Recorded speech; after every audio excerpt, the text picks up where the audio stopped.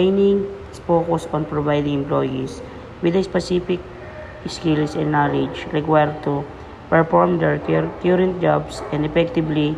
It's often job specific and focused on immediate needs. The example scenario of training. Hello everyone, my name is Ivan Ipogosel, your HR manager. This is the uniform of Jollibee.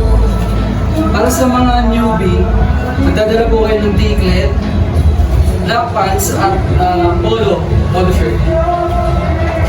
Magdala na rin po kayo ng hairnet for food safety natin. Yun. Kapag na-hire kayo, tatawagan naman po namin kayo at iti-train. This is KNC Group. Good morning everyone. Good morning, welcome to KNC. I am Paula, your trainer for your full training days. Tuturuan kita kung paano ang proper approach kapag may customer. And dito ka lang makakasign sa counter. Kapag may pumasok na customer, tatanungin mo sila kung anong order nila. Magsasuggest ka rin ng mga target sales natin. Magpapunch ka kapag may order ang customer. Magsasuggest ka rin ng mas product. And kapag walang masyadong tao, kung pwede kang tumulong sa kitchen, mag-serve. Natandaan mo ba lahat ng sinabi ko? So, sa loob ng 3 days, kapag natapos ang training days mo, lahat ng sinabi ko dapat na-master mo na. May tatanong ka pa ba? Wala na po. Sila po ng gano'n na ma-knowledge po po yun. Ayun po. Thank you po. Jolly evening po, ma'am. Repeat ko lang po, ang order niyo po ay 1 piece chicken with delicious spaghetti. Okay. Dining for take. Take out po. Ang total po ng order niyo po, ma'am. Any additional, ma'am? Pagkala po. I receive ang 50 mo, ma'am. Paantay na lang po ng order po, ma'am. 15 minutes. Thank you, ma'am. Thank you. Jolly afternoon po, ma'am. Ano po order? 1 piece chicken with sauce, Eh, di additional po. mountains, Repeat ko lang po, mga order niyo po, 1 piece chicken with sauce. Ang total po ng order niyo po is 100 po. I receive 100 po. Paantay na lang po na po. 15 minutes.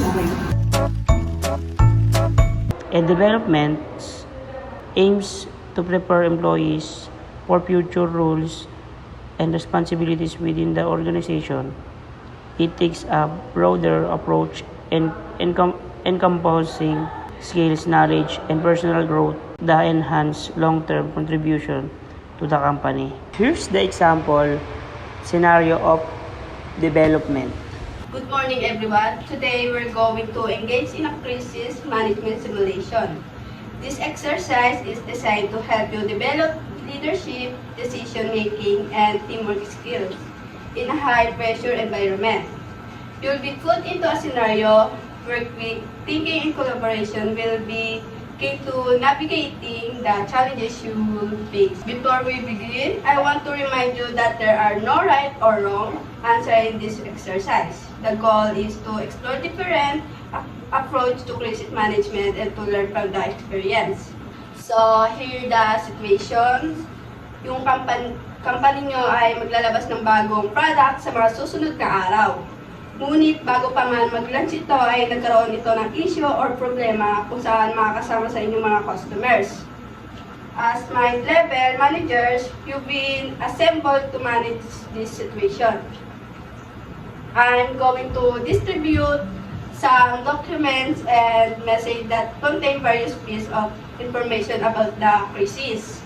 Some of this information is accurate, some may be incomplete, and some might be misleading. Your first task is to gather, analyze, and prioritize the information you have. Remember, you're working under the time pressure. Thank you all for your insightful presentations.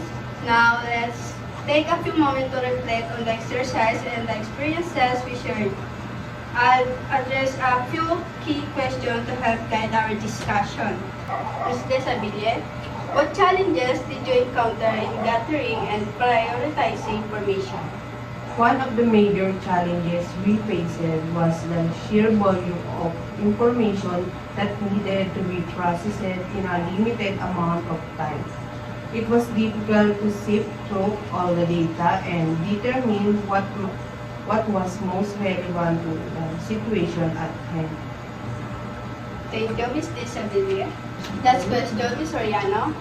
What would you do differently if you were faced with a similar situation in the real world? If I face with a similar situation in the real world, I will take a more structured approach to managing the pressure. Specifically, I will establish clearer protocols for information gathering and decision making upfront to ensure that even under stress, the team can follow a consistent process. I would also emphasize the importance of regular communication check-ins to ensure everyone remains informed and aligned, even as the situation evolves rapidly. Thank you, Ms. Soriano. Your reflections are very valuable. The purpose of this simulation was to give you a safe space to practice managing a crisis, to see the complexities involved, and to learn from the process. I hope you can take this lesson back to your everyday rules and be better prepared for any real-world challenges that may arise.